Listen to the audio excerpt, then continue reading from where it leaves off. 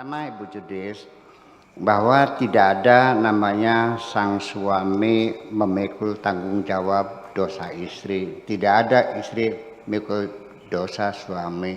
Masing-masing kita memikul tanggung jawab amal perbuatan kita masing-masing. Nanti di akhirat nggak ada urusan suami masuk surga, istrinya ikut surga, nggak ada urusan tuh mah.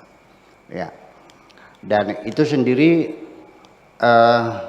orang dulu beranggapan bahwa dalam Al-Quran dikatakan bahwa at-thayyibun lit-thayyibat, ada lagi at-thayyibat lit-thayyibun, anggapannya bahwa penafsirannya orang yang baik soleh itu akan berkumpul dengan istri yang soleh lagi. Orang yang jahat nanti suaminya istrinya ya jahat lagi. Tetapi itu sebetulnya bukan demikian maksudnya. Kalau itu berhubungan sama istri, sekarang Firaun istrinya salehah kok. Ya. Kemudian juga Nabi Lut, orang suaminya yang saleh, istrinya yang tidak saleh. Jadi itu tuh maksudnya, itu tuh bukan perjodohan. Orang yang hatinya kotor, omongannya kotor. Orang hatinya bersih, omongannya bersih. Begitu maksudnya, bukan perjodohan. Nah, kemudian lagi, bahwa memang kita ketika memilih orang soleh, memilih orang yang baik, yang beragama, sekali lagi perspektif fikih sangat mendominasi pemikiran kita. Jadi pada akhirnya menilai seseorang agamis itu ketika dia mengamalkan syariatnya. Ya. Nah, tetapi ketika mengamalkan syariatnya itu syariat yang sifatnya seremonial, seperti tadi dikatakan oleh Pak Elisa, ya seremoni, ya kan, apalagi manasik, ya, apalagi namanya tuh. Ya, seremonial kan? Iya. Ritual semacam itu.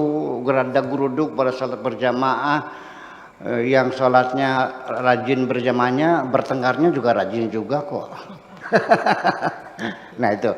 Ya artinya karena ini dari awal, ini para fuqaha sendiri mengawal ilmunya itu sebagai kata kunci. Kalau kamu pengen jadi orang yang soleh, yang baik, ya harus paham fikih.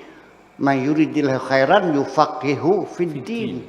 Kalau Allah memberikan kebajikan kepada kamu akan diberi fikih dalam agamanya. Agama fikih itu semacam itu sehingga menjadi panglima untuk mengukur kebenaran. Tetapi dalam Al-Quran sendiri itu tidak menyebutkan semacam itu. Coba kita dengarkan, yauma la yanfa'u malu wala banun illa man atallaha biqalbin salim.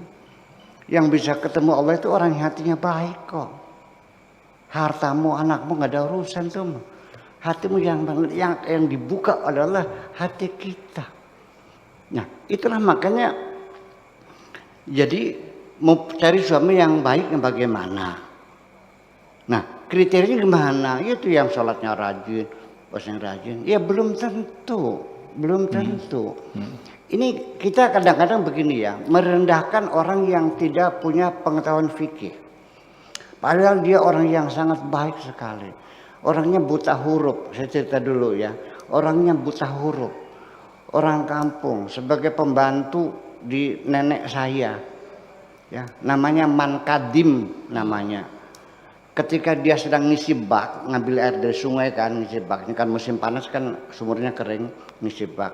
Di tengah dia sedang ngisi bak, dipanggil nenek saya, Pak Dim, sini makan sarapan dulu, dikasih nasi goreng.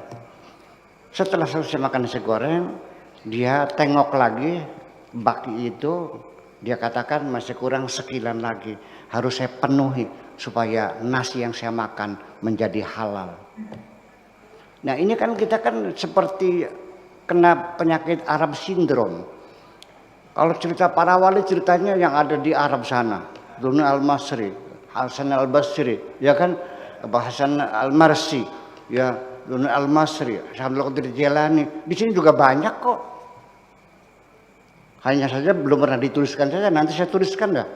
Ya, kalau perempuan jadi wali itu selalu Rabiul Adawiyah. Di situ juga banyak pelacur bertobat kok. Indramayu.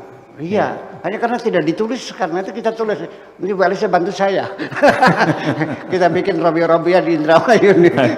Iya, mereka kembali majelis taklim lagi, sholat lagi, baik lagi kok. Iya, sampai meninggalnya itu mengabdi untuk masjid. Iya, tugasnya mengepel masjid tiap hari. Iya, dia padahal dia sudah kelasnya kelas kakap loh. Dia bertobat, matinya hari Jumat, disolati orang sedesa. Itu kan terjadi, kita sama memantau semacam itu. Lihat kenapa? Itu kan namanya Arab Syndrome. Sehingga orang Islam kalau cerita Khalid bin Walid, jenderal Islam yang tidak pernah merasa bangga seolah miliknya. Kita juga punya Sudirman kok.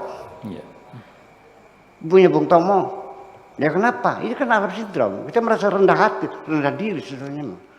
Semacam itu.